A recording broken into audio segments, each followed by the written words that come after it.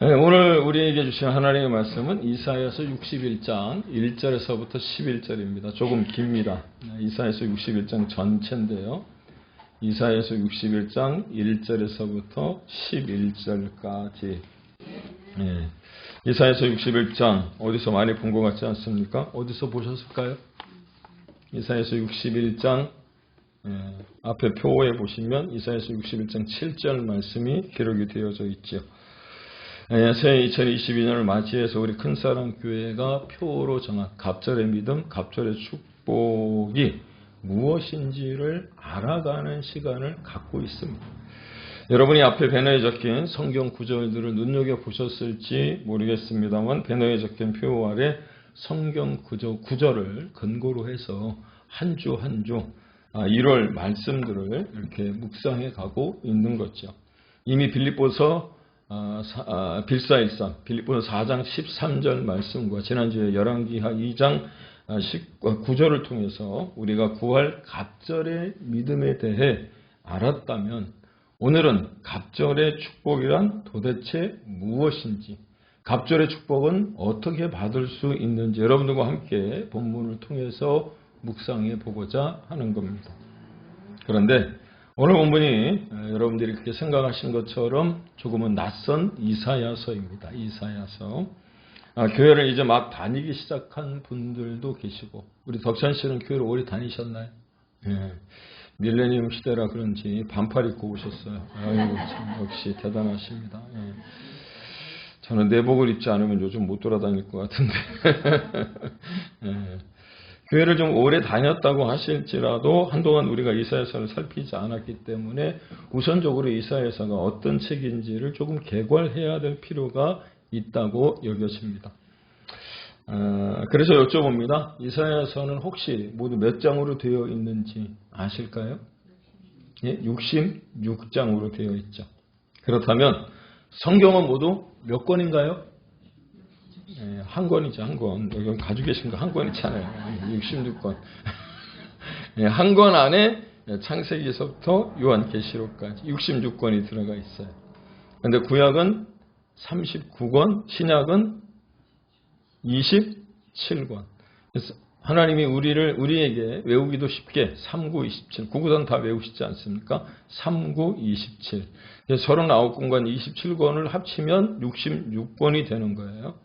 66권 성경이 그렇게 만들어져 있죠. 그리고 한 권으로 묶여져 있습니다. 그런데 이사야서도 공교롭게 1장에서부터 39장까지 또 40장에서부터 66장까지 그래서 39권, 27권 그렇게 분류를 합니다.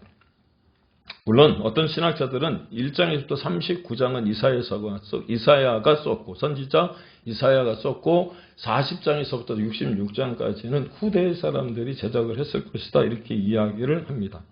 그래서 40장 이후를 제2 이사야라고 이야기를 하는데 학적인 면에서는 그렇게 설명할 수도 있을지 모르겠습니다. 그런데 제 개인적인 생각은 그럴 필요가 없다는 거예요. 왜냐? 이 이사야 선지자는 선지자이기도 하지만 예언가예요, 예언가. 그리고 이사야서에 적혀있는 예언들을 살펴보면 이사야 선지자가 예언가로서 예언을 기록한 것들이거든요. 그러니까 예언사라고 하는 것은 미래의 일을 예언하는 거잖아요. 특별히 이사야서는 북이스라엘이 주전 722년에 아수르에 의해서 멸망을 당해요. 근데 그걸 보고 있던 이사야가 이제 하나님의 말씀을 듣고 130년 뒤에 북이스라엘이 아수르에 멸망한 것처럼 바벨론이라고 하는 나라의 포로로 잡혀갈 것이니 남유다, 북이스라엘이 아닌 이미 북이스라엘은 아수르의 포로가 되어져 있었고 남유다가 그래도 이스라엘의 명목을 유지하고 있다면 하나님께서 말씀하신 그 말씀들, 그 계명들을 지키며 하나님께 순종하며 나아가라고 하는 것을 가르쳐주고 있는 거예요. 그럼에도 불구하고 남유다가 정신을 차리지 못했을 때 하나님이 작정을 하신 거죠. 어떤 작정을 하신 겁니까?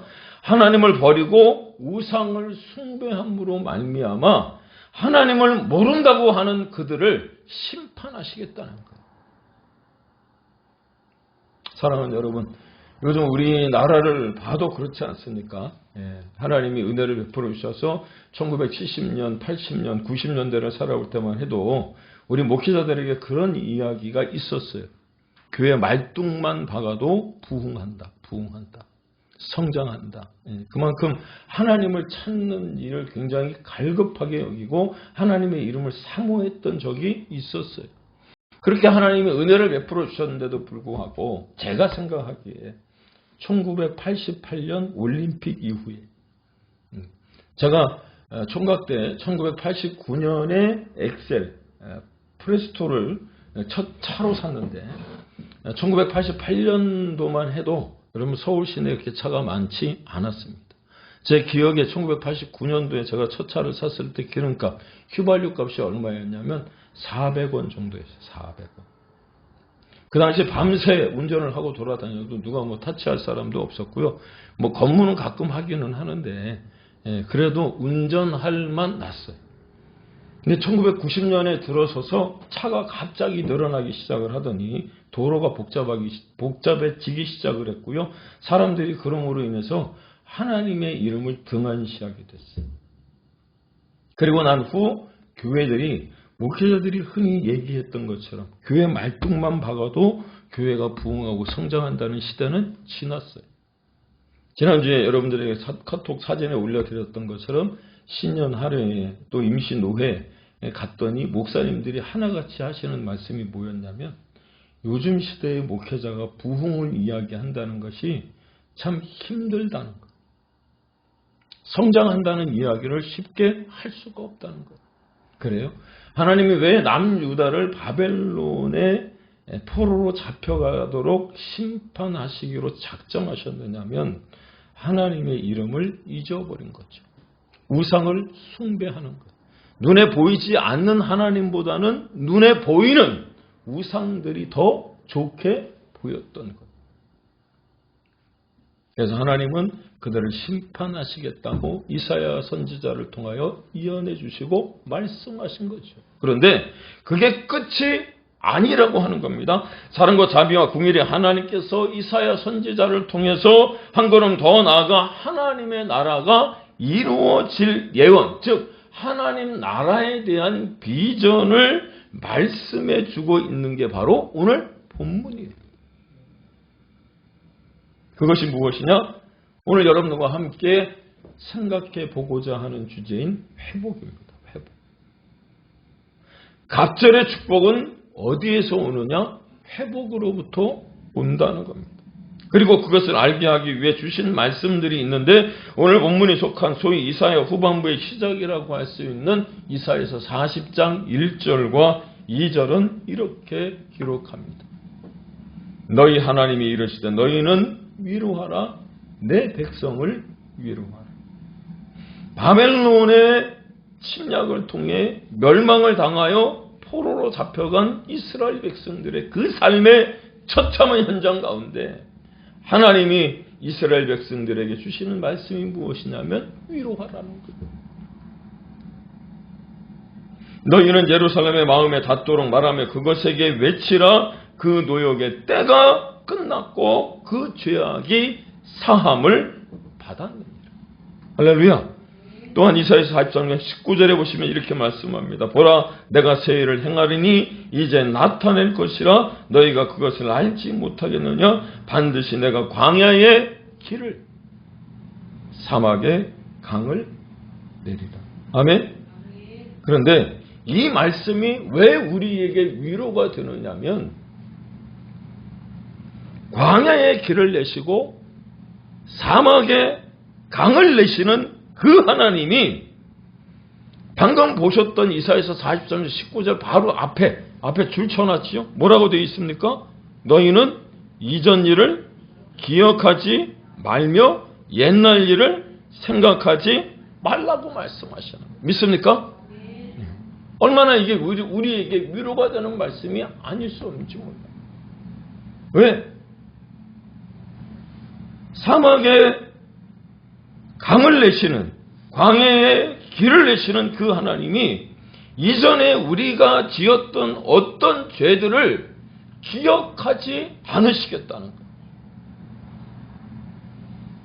우리도 하나님 말씀하신 것처럼 이전 일을 기억하지 말며 옛적 일을 생각하지 말라고 말씀하시면서 너희만 그렇게 하라는 것 아니에요. 나는 그걸 기억하고 있으니까 언제든지 그 죄값을 물을 거야 이렇게 말씀하시는 게 아니고요.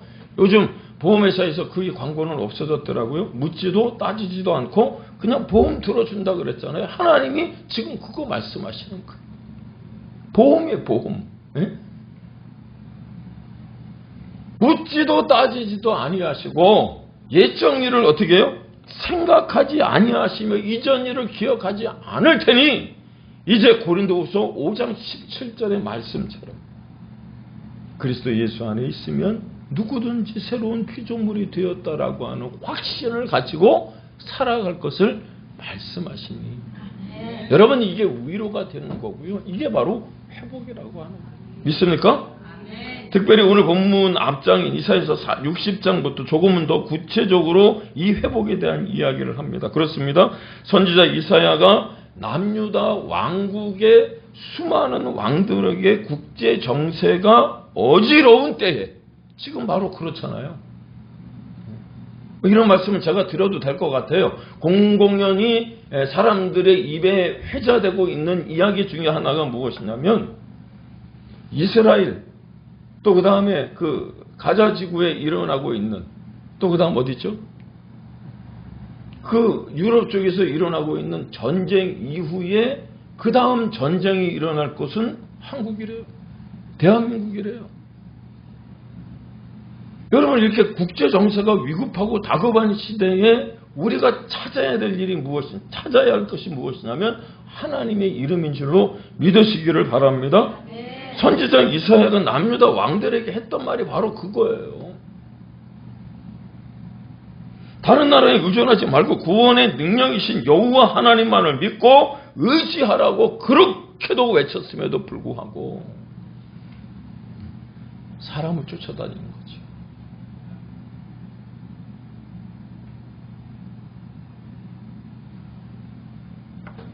히스기야라고 하는 왕이 병이 들어 이제 죽을 것이라고 하는 이야기를 예언을 이사야 선지자를 통해서 들었을 때 그가 하나님 앞에 면벽하여 기도함으로 그 눈물을 하나님이 보시고 그의 생명을 15년이나 연장시켜 주셨어요. 여러분 기적 아닙니까? 놀라운 사실 아니에요. 여러분 이런 축복이 우리에게 있기를 주의 이름으로 축복합니다. 근데 이 바보 같은 히스기야 그렇게 얘기하면 안 되나? 이 히스기야가 하나님의 은혜로 그 목숨을 구명받았다면 더욱 겸손히 하나님의 이름을 높여야 되는데 그 소식을 들은 바벨론이 침공하기 이전이에요. 바벨론의 사신이 와서 이스라엘 왕인 히스기야를 어떻게 해요? 높여주고 또 아련하는 가운데 자기가 목이 곧아졌어. 자기가 잘난 줄 알고 이스라엘 여러분 한번 생각해 보세요. 내가 지금 감춰야 될 게 뭐예요? 바벨론이나 아수르와 전쟁을 하려면 내가 지금 준비해놓은 국방력은 보여줘서는 안 되는 거잖아요. 그런데 바벨론 사신들한테 그걸 다 보여주고 있네. 바벨론이 그걸 보고 이스라엘 칠만하다 생각했을 거 아니에요? 요 정도 공격력이면 이스라엘을 우리가 쳐 들어가서 저들을 포로로 잡을 수 있겠다 생각하지 않았겠어요. 그런데 그거보다 더 중요한 것은 하나님의 그 히스기야의 교만을 보시는 거예요. 예루살렘의 멸망과 바벨론의 포로가 되는 결말이 불보듯 빤한 것이지만 그럼에도 이제 하나님의 은혜가 임하게 된다라고 하는 언약의 성취를 이사야 선지자가 말씀해주고 그 말씀을 듣는 이스라엘 백성들은 위로를 얻는 거예요. 왜? 회복될 것이라고 하는 사실을 하나님이 가르쳐 주시기 때문이라는 거예요. 그래서 저는 이게 바로 회복이고 오늘 우리가 알고자 하는 갑절의 축복인 줄로 믿습니다. 왜? 회복은 갑절의 축복을 동반하기 때문에 믿습니까? 그렇다면 회복이란 도대체 무엇인가? 회복. 오늘 앞에 보시면 여러분 한번 좀 따라해 주시면 감사하겠습니다. 새롭게 하시는 하나님의 손길. 회복은 새롭게 하시는 하나님의 손길이기에 새롭게 하시는 것뿐만 아니라 여러분 하나님은 그 우리를 위하여 준비하신 영원한 생명뿐만 아니라 갑절의 축복을 회복된 우리에게 허락해 주실 줄로 믿습니다. 그렇습니다. 회복이 없다면 더 큰 절망을 얻게 될 뿐만 아니라 하나님의 돌이킴이 없다면, 회복을 허락하시는 하나님의 돌이킴이 없다면 죽는 것보다 더 나쁜 삶을 살 수밖에 없는 거죠. 그래서 우리가 회복을 경험해야 돼요. 믿습니까?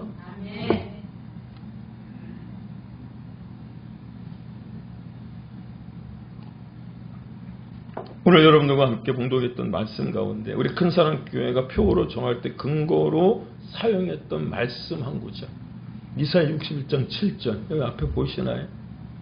빌립보서 4장 13절, 열왕기하 2장 9절, 이사야서 61장 7절. 이사야서 61장 7절 말씀 제가 주보에도 올려놨고 앞에도 있어요.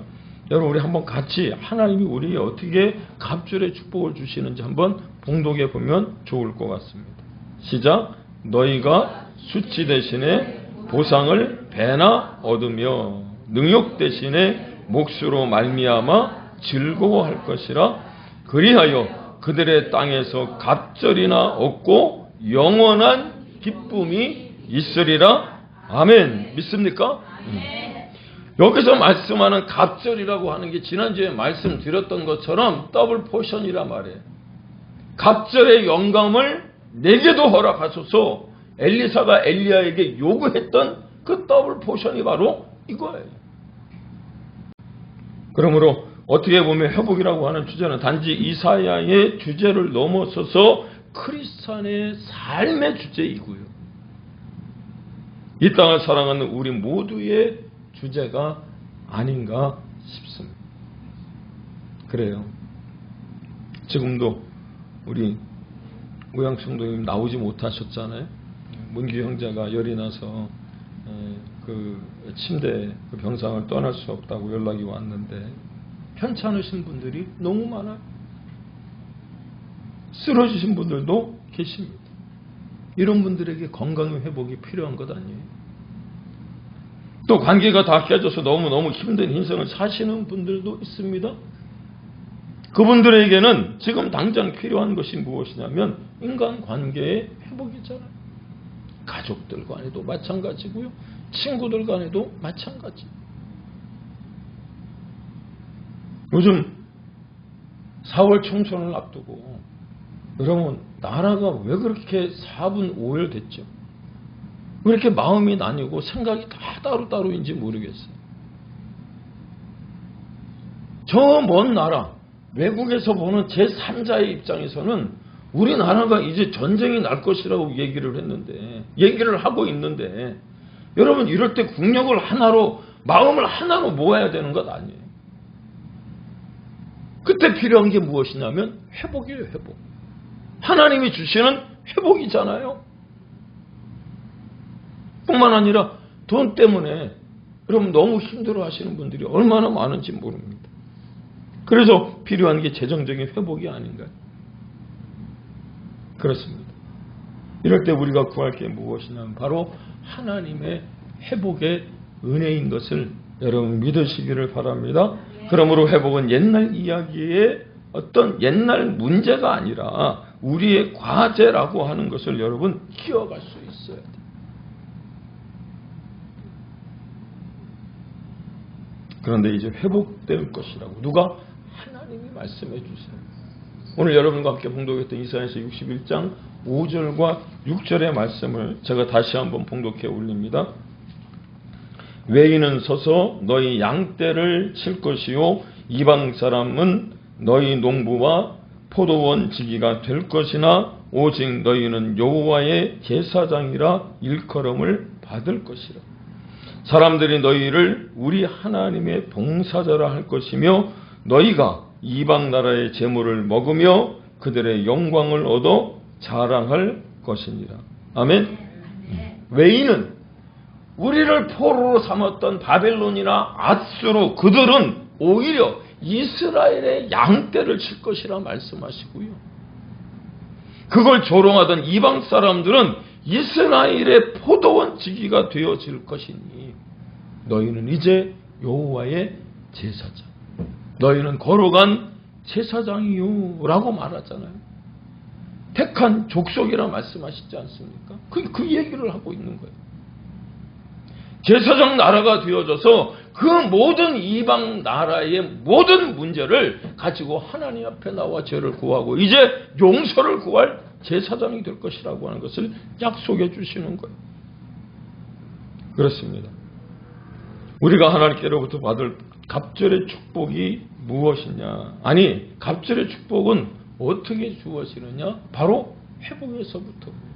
이 회복의 말씀을 여러분들이 들을 때에 하나님이 준비하신 갑절의 축복을 누리며 살아갈 수 있는 우리 모두가 다 되시길 주의 이름으로 축복합니다. 아멘. 그래서 이사야 선지자가, 여러분들이 분명 이사야서를 다 읽어보셨으리라고 생각하지만 그런 모든 문제들에서 회복되고 해결할 방법을 이사야서 전체 곳곳에 기록해 두고 있는데 그 기록을 통해서 무엇을 말씀하시느냐? 예수 그리스도의 탄생, 메시아가 오심을 이야기하고 있는 거예요. 왜? 메시아이신 예수 그리스도가 오실 때 진정한 회복이 일어날 것이라고 가르쳐주기 때문이라. 그러므로 이사야 선지자가 자신이 기록한 이사야 곳곳에 예수 그리스도가 이 땅에 오실 것을 기록해 두었는데 이사야서에 들어있는 메시아 탄생에 대한 말씀을 여러분들에게 소개할 때 이제 들려드리는 말씀을 들으시는 동안에 하나님의 영광이 우리들 가운데 임함으로 말미암아 회복의 역사가 나타날 수 있기를, 그 모든 부분에서 하나님의 영광과 임재를 맛볼 수 있는 우리 모두가 되길 주의 이름으로 축복합니다. 이사야서 7장 14절입니다. 그러므로 주께서 친히 징조로 너희에게 주실 것이라. 보라, 처녀가 잉태하여 아들을 낳을 것이요 그 이름을 임마누엘이라 하라. 이사야서 9장 6절과 7절입니다. 이는 한 아기가 우리에게 낳고 한 아들을 우리에게 주신 바 되었는데 그 어깨에는 정사를 메었고 그 이름은 기묘자라, 모사라, 전능하신 하나님이라, 영존하시는 아버지라, 평강의 왕이라 할 것입니다. 그 정사와 평강이 더함으로 무궁하며 또 다윗의 위에 앉아서 그 나라를 굳게 세우고 지금 이후 영원토록 공평과 정의로 그것을 보존하실 것이라. 만군의 여호와의 열심히 이를 이루시리로다. 이사야서 11장 1절입니다. 이새의 줄기에서 한 싹이 나며 그 뿌리에서 한 가지가 나서 결실할 것이다. 아멘이십니까? 이사야가 지금 이 메시아의 탄생을 통해서 회복이라고 하는 주제를 우리에게 가르쳐주며 말씀하시는 바가 뭐예요? 위로를 받으라는 거예요. 그런데 말입니다, 그렇게 인간의 몸을 입으시고 이 땅에 오신 메시아이신 예수님께서 나를 대신해서, 누구를 대신했어요? 나를 대신해서 고통을 당하셨다. 왜냐? 그분만이 우리를 구속하시고 구원하실 분이 없기 때문인 줄로 여러분 믿으시기를 바랍니다. 그래서 같은 본문이 이사야서 53장 5절에 그가 찔림은 우리의 허물 때문이요 그의 상함은 우리의 죄악 때문이라. 그가 징계를 받음으로 우리는 평화를 누리고 그가 채찍에 맞음으로 우리는 나음을 받았도다. 아멘. 그 십자가에서 구속하신 대속의 은혜를 통한 결과가 무엇이냐? 회복이라는 거예요. 그러므로 바라기는 오늘 이 자리에 계신 한 분 한 분 모두에게 임한 이 회복의 능력을 통하여 갑절의 축복을 받게 되는 놀라운 역사가 이 시간 나타날 수 있기를 주의 이름으로 다시 한번 축원을 드립니다. 그렇습니다. 지난주에 제가 여러분들에게 하나님이 쓰시는 사람은 어떤 사람들인지 여쭤봤습니다.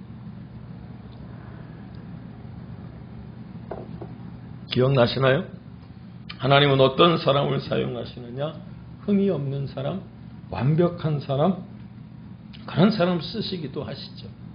그런데 하나님은 그런 사람을 쓰시기보다는 오히려 상처 입은 사람을 더 많이 사용하시는 것 같아요.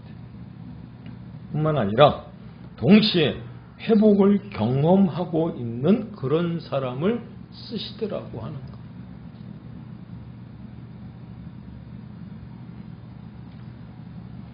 헨리 나우엔이라고 하는 이름을 들어보셨습니까? 상처 입은 치유자. 신학생이라면 한 번쯤은 다 읽어봐야 되는 책 가운데 한 권이고요. 우리 그리스도인들에게 사실 필요한 필독서 중에 하나입니다. 상처 입은 치유자. 근데 그 책에서 우리 그리스도인들의 사명에 대해서 이렇게 기록합니다. 우리 모두는 상처 입은 치유자가 되도록 부름을 받았습니다. 그것은 자신의 상처를 먼저 돌보는 동시에 다른 사람들의 상처를 치유할 수 있도록 준비하는 겁니다. 그는 상처 입은 사역자이자 치유하는 사역자. 누가? 상처 입은 치유자들. 그래서 앞에 제가 영어로 써놨어요. 스카라고 하는 상처라고 하는 단어가 어떻게 변했어요? 스타. C라고 하는 이 스펠링 하나가 T로 바뀌면서 상처가 뭐가 됐어요? 별이 돼요. 사랑하는 여러분, 혹시 상처 입은 혹시 성도님들이 계십니까? 하나님은 그 상처를 치유하시고 별이 되게 하실 뿐만 아니라 상처 입은 또 다른 사람들을 상처하는 치유자로 여러분들을 사용하게 되는 줄로 믿으시기 바랍니다. 그렇습니다. 본문 61장 1절과 2절에 보시면 5가지의 사람의 유형이 나와요. 근데 이 말씀은 신약 성경에서도 제가 설교 서두에 여러분들에게 어디서 많이 보신 말씀 아니냐고 물어봤던 것은 마태복음에도 마가복음에도 누가복음에도 나와요. 예수님이 마귀에게 시험을 받으시고 이제 첫 공생애를 살아가시며 나사렛 회당에서 설교하셨던 그 설교의 내용이 이사야서 61장 1절과 2절의 내용이거든요. 그런데 오늘 말씀 가운데 보면 5 종류의 사람, 아니 누가복음에 포함되어져 있는 눈먼 자와 포로된 자까지 합치면 한 7 종류의 사람들이 나오는데 한번 생각해 보세요. 이 중에 누가 가난한 자 되고 싶어 가난함을 선택한 사람이겠어요? 포로된 사람이 되고 싶어 선택한 사람이 어디 있겠으며 누가 마음이 상한 채로 누가 슬픈 채로 누가 갇힌 채로 누가 눈먼 자로 누가 눌린 채로 살아가고 싶고 이 땅에 존재하고 싶은 사람이 어디 있겠느냐. 그렇죠? 하지만 이 땅을 살아가는 모두는 절대로 피할 수 없는 길이더라고 하는 거예요. 이 말씀을 준비하는 가운데 싱어게인의 1등한 친구가 홍이삭이라고 하는 친구들. 우간다에서 선교하시는 선교사님의 아들이시더라고요. 음악적 재능이 얼마나 뛰어난지 준비한 지 얼마 되지도 않았는데 버클리 음악 대학에 들어간 아주 수제더라고요. 근데 그 친구가 맨 마지막에 부른 노래가 무엇이냐면 조용필의 바람의 노래였어요. 설교를 준비하며 마무리를 어떻게 해야 될까 생각을 하고 있는데 그 노래의 가사 가운데 이런 가사가 있더라. 보다 많은 실패와 고뇌의 시간이 비껴갈 수 없다는 걸 우린 깨달았네. 들어보셨어요?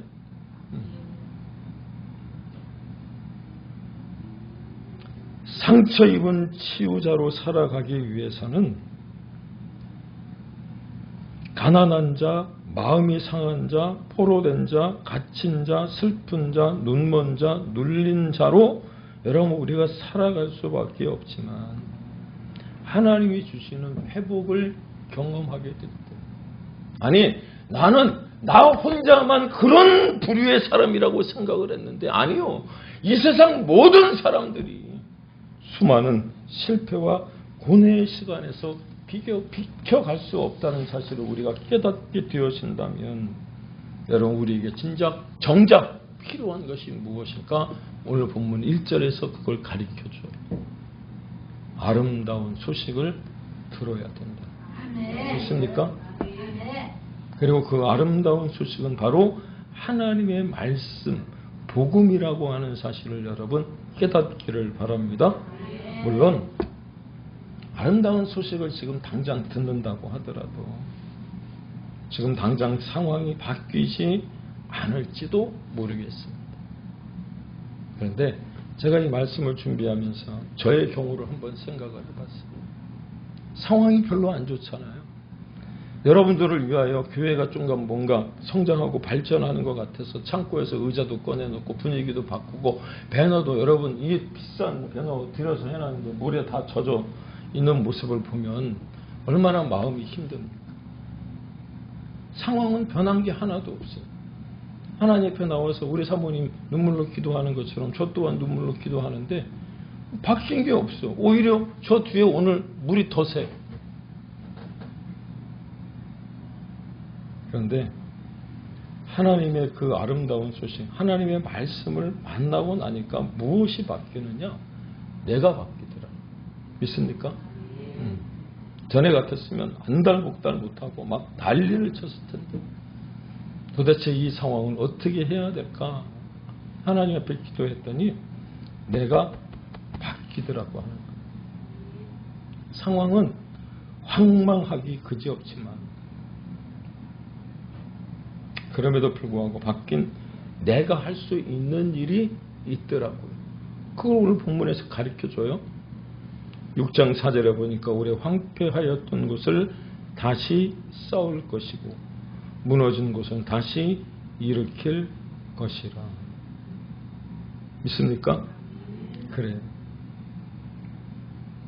우리가 정말 중요하게 생각해야 되고 여겨야 할 것이 무엇이냐면 눈앞에 보이는 상황이 아니고요. 상황을 다스리시는 하나님이신 줄로 여러분 믿으시기를 바랍니다. 살아보니까 상황이라고 하는 것은 늘 변하더라고요. 절대적이지 않더라고요.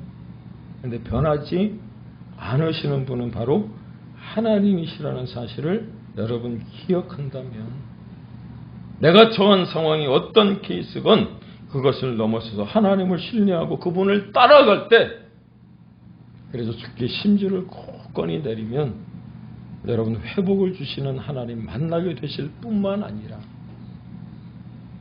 동의하십니까? 이순신이 뭐라 그랬죠? 이순신 장군이지 뭐 이순신이 뭔가 일주일 됐나 잊어먹으셨어요? 응? 이것 또한 순종하고 하나님을 신뢰하겠다. 이순신 여러분 기억하세요? 이순신 이것 또한 순종하고 하나님을 신뢰하겠다라고 하는 그 믿음이 우리에게 있을 때 사랑하는 여러분 하나님은 올 한 해 우리가 그런 믿음으로 살아갈 때마다 내가 생각하지 않았던 갑절의 축복을 하나님이 허락해 주실 것이고 우리의 삶은 놀랍게 변화되어진 것을 경험하게 되는 줄로 믿습니다. 이 믿음 가지고 또 한 주간 승리하는 우리 모두가 다 되시길 주의 이름으로 축복합니다.